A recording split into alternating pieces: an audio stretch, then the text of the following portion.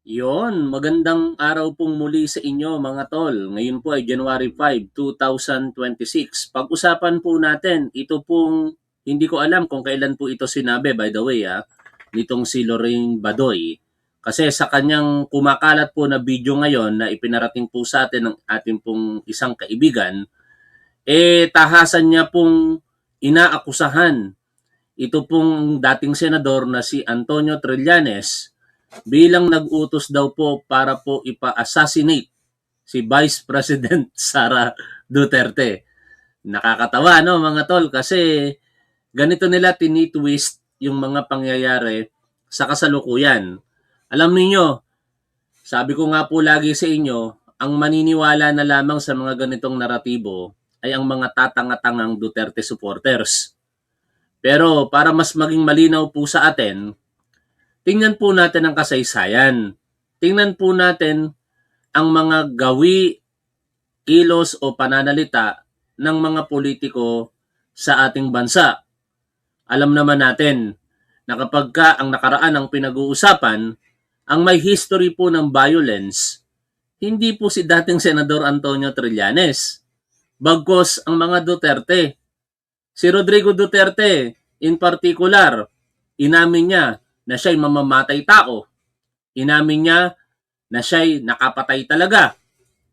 Si Sara Duterte, kapapanood nyo pa lamang sa ating intro. Ang mindset po nito napaka-violente. Biruin ninyo, sa kanyang live streaming, napanood po ito ng publiko kasama ng mga vloggers na ayon sa nag-aakusa dito kay Tio Moreno, mga bayarang Duterte vloggers, kasi tinakbo daw po di umano ni Tio Moreno yung sahod nila, narinig po natin ang pagme-meltdown nito pong si Sara Duterte, kung saan sinabi niya na ipapatay ang ating Pangulo, ang ating unang ginang at ang former speaker. Diba? Tapos ngayon, maririnig natin dito kay Lorraine Badoy ang mga ganitong kwento. Sasabihin niya na si Ramil Madriaga daw po ang inutusan ni Antonio Trillanes para po ipapatay ang Vice Presidente. At sa huli, panawagan niya rito, magbitiw na raw si Pangulong Bongbong Marcos sa pagkapangulo nito. Sobrang kakapalan ng pagmumukha. Ano? Ito yung babae na tumatangis ng grabe nung inaresto si Rodrigo Duterte. Kala mo siya yung asawa eh. Samantala si Hanilet Abansenya, nag-aalala pero hindi naman umiiyak ng ganon kagrabe. Si Lorraine Baden may paiyak-iyak pa. Kaya hindi natin mawari sino ba talaga. Ayon sa chismis, mahigit sa 10 daw ang kabit nitong si Rodrigo Duterte. Ewan ko kung sino-sino ang mga yon. Ha? Di naman siguro isa siya. Di naman siguro, no? Kasi may asawa naman itong si Lorraine Badoy. Pero pakinggan po ninyo kung gaano po kawalang hiya at kasinungaling itong si Lorraine Badoy. Saka si Madriaga, yung asset natin ang sinasabi, siya yung nilapitan ni Trillanes para i-assassinate si Vice President. The Vice President knows. Gumagamit pa ng kunyari yung asset. Anak ko ng teteng na yan. Ano yan, para ka makaligtas sa kaso. Kaya kunyari, sasabihin mo, sinabi lang sa iyo ng asset. Pero tandaan mo, Lorraine Badoy, hindi mo pwedeng ikatwira na porkit sinabi sa iyo ng asset, wala ka nang maaaring maging pananagutan dito.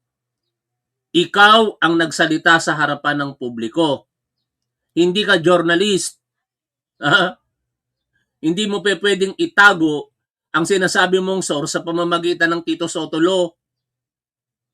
Kung ganyan ang sinasabi mo, ibig sabihin, ikaw ang nagpapakalat ng libelous remarks na ito laban kay Antonio Trillanes. Kung ako kay dating Senador Antonio Trillanes, idedemanda ko ito eh. No? Para magkaalaman. Kasi isang seryoso pong paratang ito para sa Vice Presidente. Ngunit hindi ako naniniwala na capable si Antonio Trillanes dyan. Kung meron mang capable na magpapatay, kayo yon. At ang mga Duterte, kayong mga Duterte supporters, ganyan ang mga utak ninyo.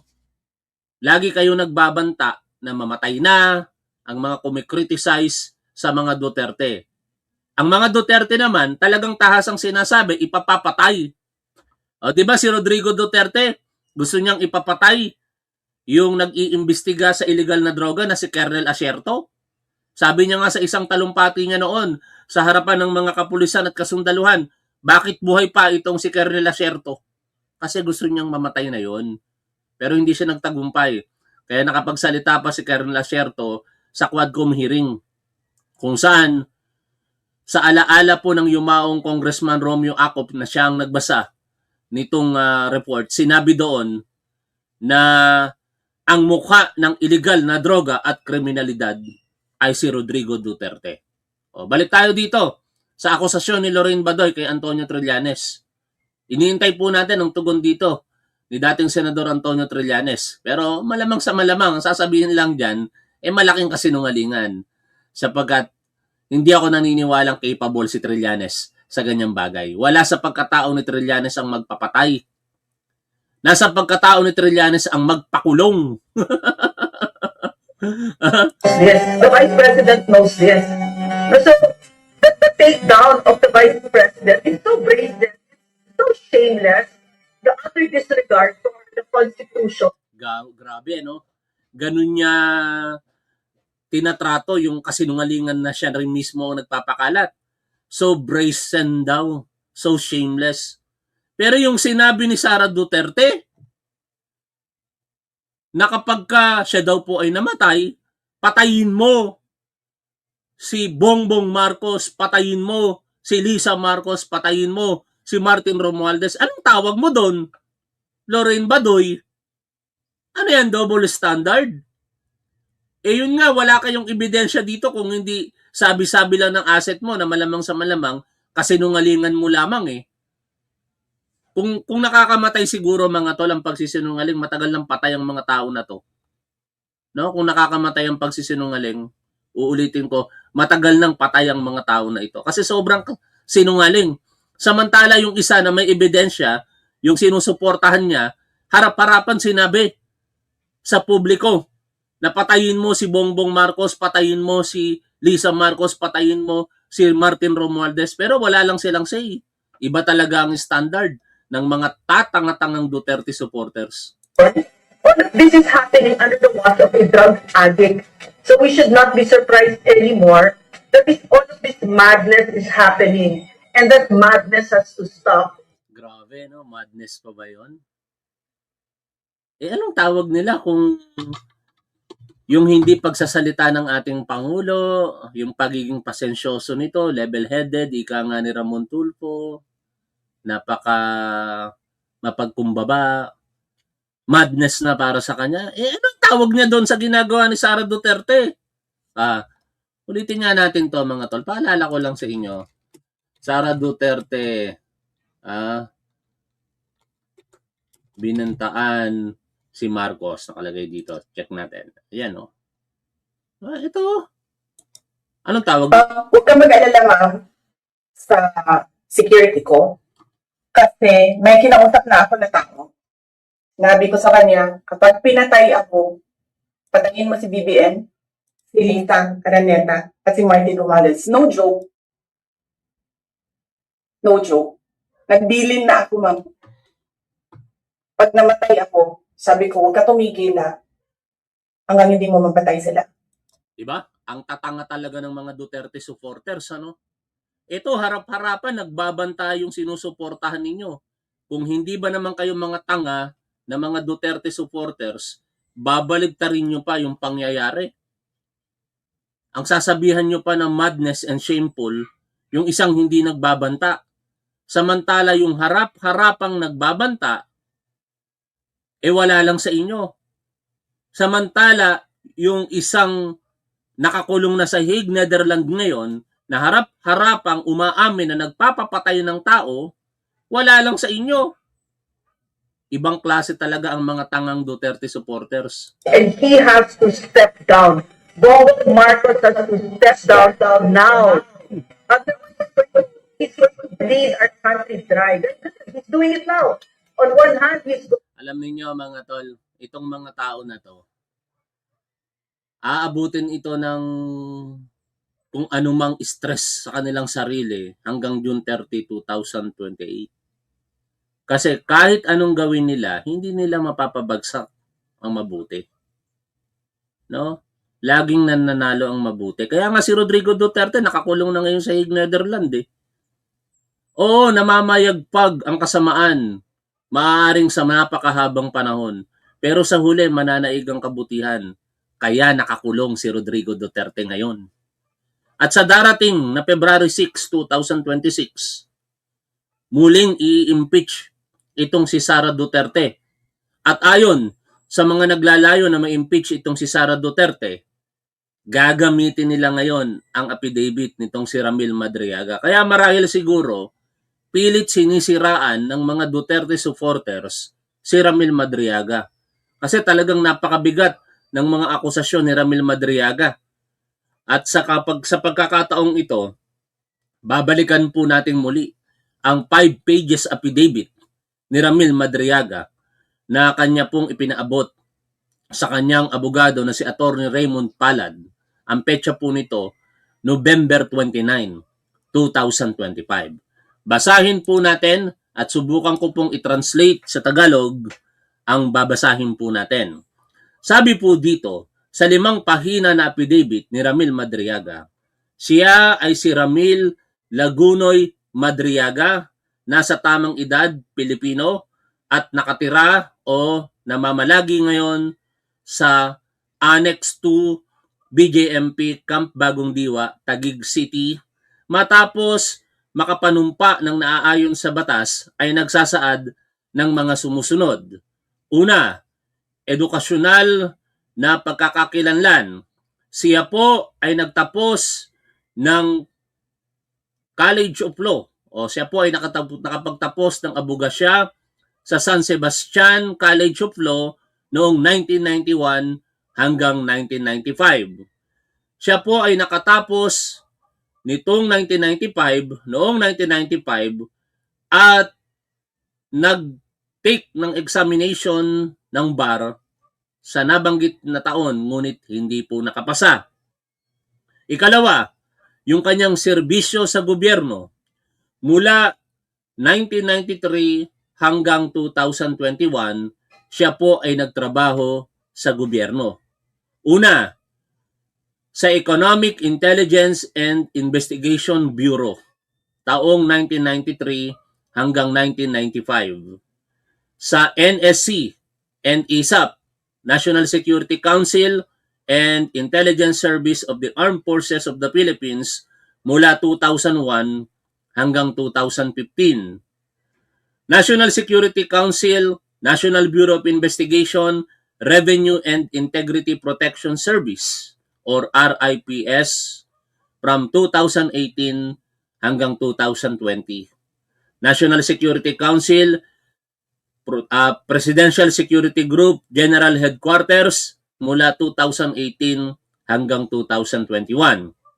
By the way, ito pong mga binanggit kong government service, pilit po itong pinapabulaanan ng mga Duterte supporters na hindi daw po totoo. Hindi daw po nagtrabaho itong si Ramil Madriaga sa mga binanggit po nating ahensya ng gobyerno.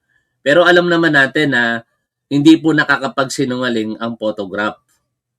At hindi po yun AI. Sa mga shared post ni Pebbles Talaquera, makikita nyo po doon ang mga litrato na siya po'y nagtuturo sa ilang ahente o miyembro ng Presidential Security Group. Siya po kasi ay isang security certified professional. At mukhang malawak ang connection po nito sa dating Pangulong Rodrigo Duterte. Ika-4, nakalagay po dito, sa pagsisimula po ng pangangampanya sa halala noong 2016, ang noon ay kongresistang si Roylo Goles ay ipinakilala po siya sa Duterte family para magbigay po ng politikal at seguridad na payo sa noon ay mayor na si Rodrigo Roa Duterte. Sana tama yung pagkakatranslate ko sa Tagalog, Ika-5, siya po ay na-assign din sa mga grupo na susuporta sa kandidatura ni Rodrigo Duterte sa pagkapangulo. Ika-6, nang mahalal bilang Pangulo si Rodrigo Duterte, siya po ay inutusan nito na magsilbi bilang counterintelligence agent sa National Security Council bilang parte ng civilian component po nito na separate po doon sa tinatawag na NSC Secretariat. Doon na nagsisimula di umano yung paglilingkod nitong si Ramil Madriaga sa dating Pangulong Rodrigo Duterte. Tuloy tayo sa binabasa po natin. Ikapito, sa mga panahong iyon, siya po ay inutusan na magbigay ng mga impormasyon kaugnay po ng tinatawag na Oplan Double Barrel ni dating Pangulong Rodrigo Duterte. Para po sa mga hindi po nakakaalam kung ano po ang Oplan Double Barrel, ito po yung memorandum circular na pinaikot, noon po kasi ay pulis pa ako, sa aming mga pulis noong 2016 na ang nakapirma po rito ay ang dating Chief PNP, ngayon ay nagtatagong senador na si Ronald De La Rosa. Nakalagay po doon kung paano po ilalatag ang mga proseso sa pagpapatupad ng War on Drugs under Duterte administration. Ang Project Double Barrel ay katulad ng binanggit natin kanina, tinatawag na Oplan Double Barrel, ay binubuo po ng dalawang sangay. Isang upper barrel kung tawagin at isang lower barrel. Sa upper barrel, ang primary mandate po dito o mission is to neutralize high value target. Ibig sabihin, yung mga talagang ang involvement sa illegal na droga ay napakalaki, mga drug lords. But sa panahon ni Rodrigo Duterte, may isang drug lord, wala pong naipakulong. Yung lower barrel, ito na po yung pinakasumikat sa lahat. Tinawag po ito bilang Oplan Tokhang.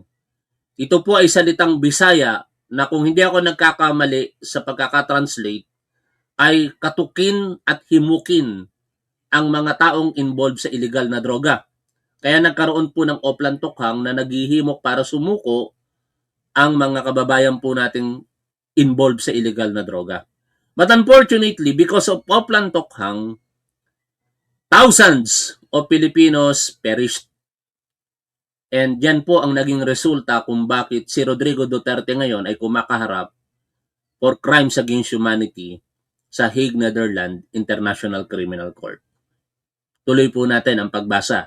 Ikawalo, noong 2018, si dating Pangulong Rodrigo Duterte ay formal po siyang inassign sa Presidential Security Group sa Malacanang para magturo po ng tactical driving at strategic transport courses.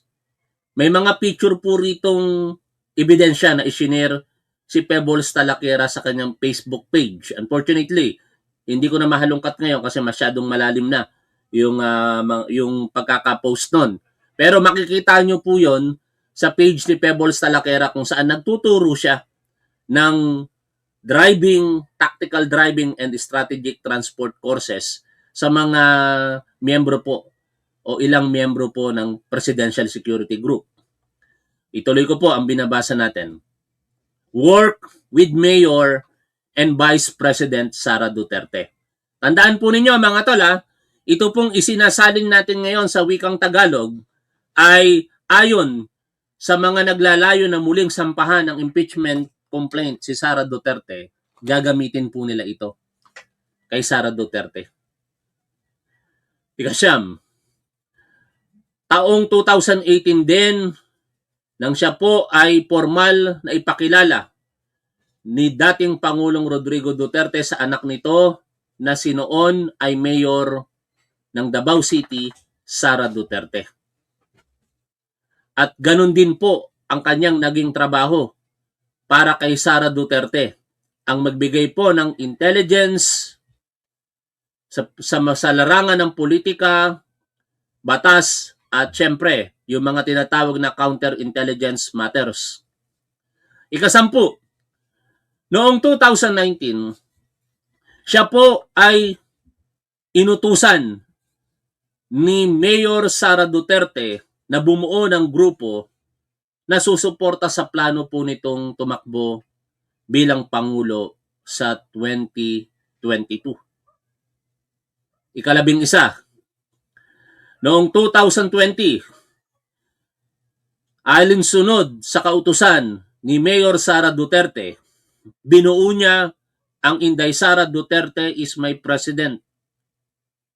Kasama po ang mga classmates ni Sara Duterte sa San Sebastian College of Law, kung saan siya din po ay graduate noong 1995. Magka-alma mater po sila.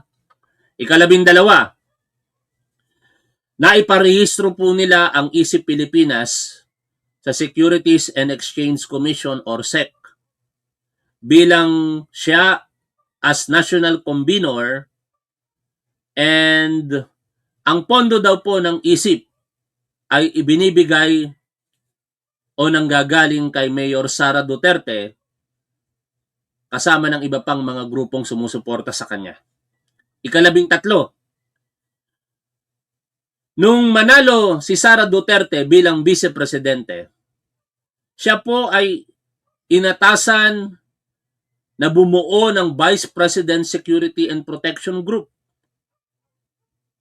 na ang pangunahing trabaho ay magbigay po ng seguridad at intelligence work kay Vice President Sara Duterte. Ito yung mga panahon na nakilala niya, ito yung mga panahon na kanya pong inintroduce at nirekomenda si Colonel Dennis Nolasco kay Vice President Sara Duterte. Ikalabing apat, si Colonel Nolasco ay isa sa kanyang naging estudyante sa Presidential Security Group. Noong mga panahong iyon, si Nolasco ang commandant ng PSG Training School. Si Colonel Nolasco ang tumapik sa serbisyo ni Colonel Raymond Dante La Chica para pamunuan ang BPSPG.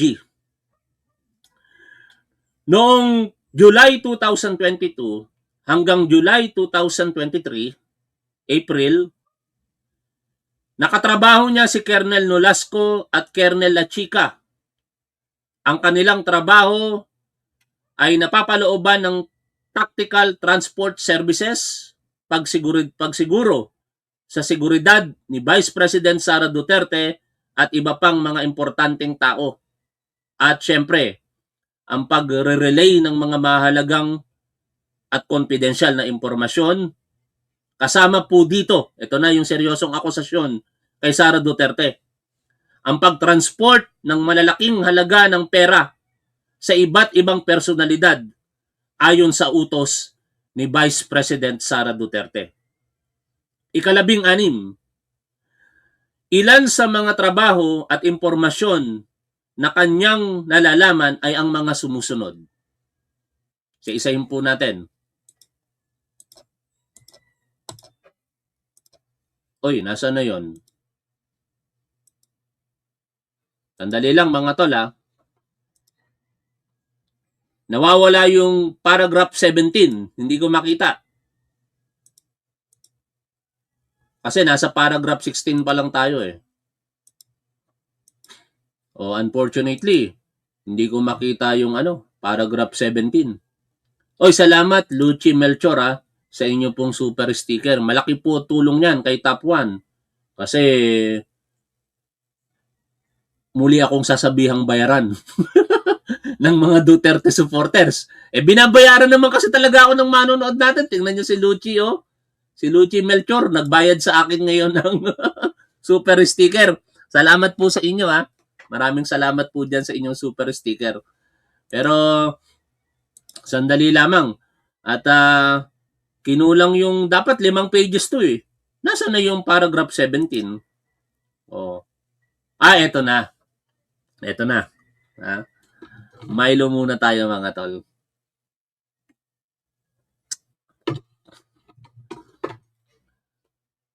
Sa ika-17 talata dito mga tol,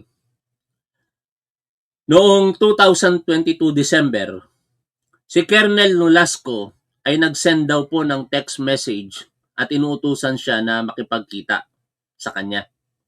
Dumating po siya sa Ultra, Pasig City sa mga oras na 1:30 ng hapon.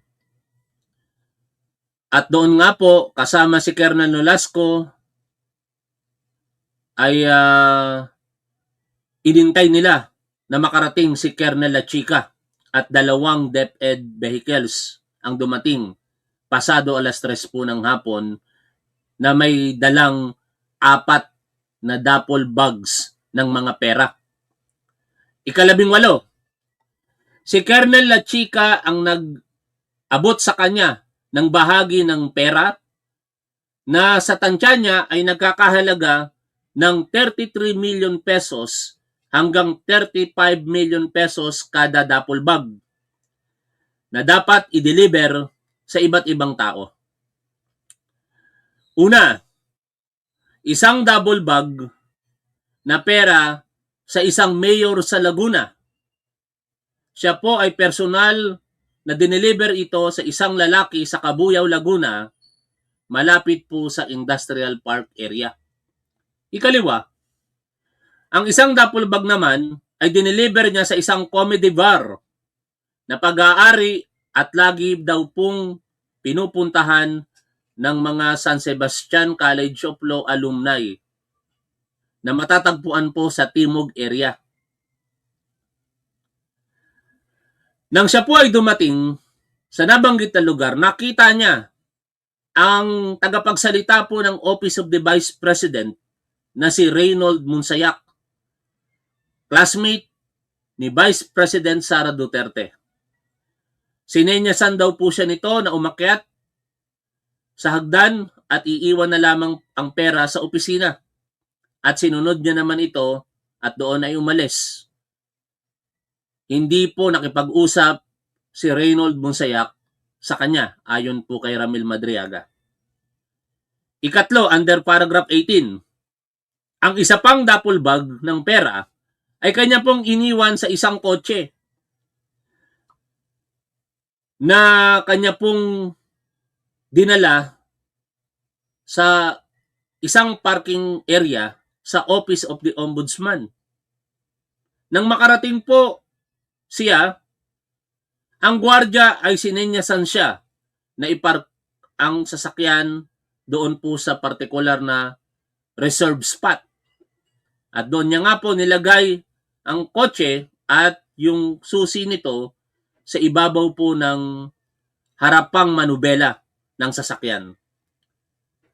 Matapos po siyang makaalis, nakita niya ang isang tao na kinuha ang susi at minaneho paalis ang sasakyan. Tuloy tayo sa pagbasa. Paragraph B. Under po ito ng delivery to Santiago family 80 million pesos cash inside BIOS na naka-bold na letters Paragraph 19. Sa isang okasyon sa mga panahong ding iyon, inabot niya ang nagkakahalagang 80 million pesos na daladala niya sa BIOS kay Colonel Nolasco. Ikadalawampu, inutusan siya ni Colonel Nolasco na maniuhin ito sa parking area ng SM Mega Mall. At sinunod niya naman ang utos nito. Nilak niya ang kotse at inilagay ang susi sa ibabaw na bahagi ng manubela nito. And doon ay umalis na siya hanggang sa makita niya na meron pong kumuha ng susi at minaneho paalis yung sasakyan. Ika-21, isang araw, nakita niya ang parehas na sasakyan, yung Vios, na minamaneho po ng asawa, banggitin ko po ang pangalan ayon sa pagkakasulat sa affidavit ni Ramil Madriaga, asawa ni Ombudsman Prosecutor Ryan Ray Kilala, na nagngangalang Rhea, na classmate ni Vice President Sara Duterte sa San Sebastian College of Law. O, tuloy-tuloy tayo ha. Paragraph 22. 1 billion pesos cash inside Super Grandia. Sa mga unang buwan ng first quarter ng 2020 or month of February, siya po ay inutusan ni Master Sergeant Canlas, isang opisyal sa Presidential Security Group na nakilala niya sa Davao, para kunin ang Super Grandia sa Jollibee, Kamuning, Quezon City at dalhin ito sa isang car wash sa may Daang Hari, Muntinlupa City. Sa meeting place nila na yon, sinabi sa kanya na siya'y magtungo sa Katarungan Village na malapit lamang. At doon, ilagay niya ang susi at ibigay sa 2 tao na nakasakay sa isang black Honda Civic. Itong pagde-deliver niya na ito ay bineripika mismo ng dating Pangulong Rodrigo Duterte sa pamamagitan ng pagtawag sa kanya, na kinukumpirma na ang sasakyan ay natanggap na ng 2 tao at yung pangalan daw po ng 2 tao na yon na hindi niya na po matandaan. O, yan na, tinatagalog ko lang mga tol. Paragraph D. Cash inside Honda Civic delivered to the Santiago family at Jordan Plains, Novaliches, Quezon City. Mga buwan ng January 2022, si Vice President Sara Duterte ay inutusan siya na tanggapin ang mga pera mula sa isang Honda Civic malapit sa Kislap Warehouse at dalhin ito sa Jordan Plains, Novaliches, Quezon City. Partikular sa bahay ng Santiago family na meron pong berdeng gate at ito po ay located daw sa isang gated village. Lumipas ang ilang araw, si Vice President Sara Duterte ay muli siyang inutusan para kunin muli ang Honda Civic na nagtataglay ng pera at dalhin itong muli sa parehas na bahay ng Santiago family sa Jordan Plains sa Novaliches, Quezon City. Sino kaya itong Santiago family na to, no? Mga tol na binabanggit dito. Magnetic lifters. Paragraph 25. Nang siya po ay makasalamuha, si Attorney Manasseh Manscarpio, asawa ni Vice President Sara Duterte, sa Burgos Circle, Bonifacio Global City, inutusan daw po siya nito at ang kanyang team na i-pick up ang magnetic lifters sa Bureau of Customs. Paragraph 26. Ang orihinal na plano ay hindi natuloy sapagkat ayon po sa mga tauhan ni dating Pangulong Rodrigo Duterte, meron daw pong mga nakamatang tao sa shipment. Kaya kinakailangan po nilang i-abort yung pagkuha doon sa magnetic lifters na naglalaman po ng toneladang shabu or methamphetamine hydrochloride. Ika-27, nakipagkita siyang muli kay Attorney Man Scarpio sa parehas na lugar sa Burgos Circle, BGC. At siya po ay inimpormahan nito na ang shipment ay mainit na sa mata at minomonitor na po. Ang sabi sa kanya, di umano ni Man Scarpio, gawin kung ano ang nararapat. At doon na nga po sila ay nag-proceed sa normal na proseso at kanila po itong inalis sa Bureau of Customs na kung saan minomonitor po ito. Parang mali yung pagkakatagalog ko, basahin ko po in English ha. We therefore decided to proceed with the usual process of taking it out and facilitate its release from customs under our monitoring. O, yan ha. Paragraph 28. Makalipas po ang ilang araw, napag-alaman nila na ang magnetic lifter ay nai-release na mula sa custom sa pamamagitan po ng effort ng broker na si Mark Taguba. Oh. Another allegation, funding from Pogo operators. Ang pondo daw po ng Easy Pilipinas noong 2021 hanggang 2022 sa pangangampanya po nito para kay Vice President Sara Duterte ay nanggaling daw po sa mga operators ng Pogo at mga drug dealers.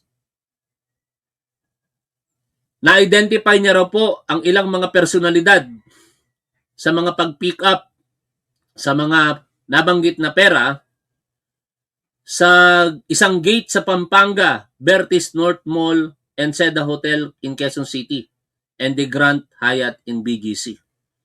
Kaya napakahalaga na malaman natin ang mismong pahayag dito nitong si Ramil Madriaga kasi hindi niya pinangalanan dito sa kanyang affidavit yung sinasabi niyang nakilala niya na mga personalidad. Merong sinabi ang kanyang abogado na si Attorney Raymond Palad na meron daw po siyang nakitang isang senador na hindi siya magkakamali sapagkat nakita niya nga mismo at ito daw po ay kumukubra din ng Pogo money. Aabangan natin yan. Kapag ito pong si Ramil Madriaga ay formal lang maipatawag sa possible hearing ngayong taon na ito either sa committee sa Senado or sa Kongreso. And more so, syempre, kapag ito po ay maging witness sa impeachment trial kay Sara Duterte. At yan lamang po yung mga bahagi ng pahayag ni Ramil Madriaga kung saan sinasabi niya na marami pa siyang maaaring sabihin pero nire-reserve niya na lamang po ito sa ibang pagkakataon. At ito ngayon, yung iniiyak ng mga Duterte supporters. Kasi hindi nila matanggap na yung avid supporter ni Sara Duterte, ni si Ramil Madriaga na nakikita po ninyo sa ating screen ngayon, personally invited talaga siya ng Office of the Vice President. At yun nga, katabi na siya during the inauguration of Sara Duterte last June 19, 2022 sa City of Davao. No? Ito pong Facebook page na to na Ramad Riaga CST ni Ramil Madriaga ay hindi na po makikita sa Facebook. Deactivated na po ito. Kasi naglalaman po ito ng napakaraming mga ebidensya na sila po talaga ay magkakilala. Mahirap pong pasinungalingan ang mga litrato at video na kumalat dahil hindi po AI ang mga ito. September 29, 2021, sabi ni Ramil Madriaga sa kanyang Facebook page, just telling her that I cannot vote intelligently without her name on the ballot. Yan po mga tol. Kaya siguro marahil tinitwist ni Lorraine Badoy yung naratibo. At pinalalabas na si Ramil Madriaga daw po ang mag-assassinate kay Vice President Sara Duterte. Ano naman kakayahan ni Ramil Madriaga para i-assassinate si Sara Duterte? Hindi nga po ito expert pagdating sa paghawak ng baril. Tactical driving and transport services yung kanyang expertise at yun yung tinuturo niya sa mga miyembro ng PSG as he claimed, di ba? In short mga tol, tinitwist partikular nitong si Lorraine Badoy ang naratibo para i-divert ang attention ng public kaysa doon sa sinasabi ni Remel Madriaga ng mga pinag-usapan na po natin kanina na mga akusasyon naman kay Sara Duterte at iba pang mga personalidad. Kayo na po ang humusga kung sino ang paniniwalaan nyo sa dalawa. Si Lorraine Badoy ba na nagsasabi na si Ramil Madriaga daw po ay inutusan ni dating Senador Antonio Trillanes para i-assassinate si Sara Duterte, o si Ramil Madriaga na nagsasabi na malaki ang naitulong niya sa kandidatura ni Sara Duterte at siya po ay pinagkatiwalaan no other than the former President Rodrigo Duterte. Maraming salamat po sa inyong lahat mga tol. Shoutout po sa inyong lahat. Lagi po nating tandaan kung ano ang tama at dapat, doon po tayo. Keep safe. See you always. Bye for now mga tol.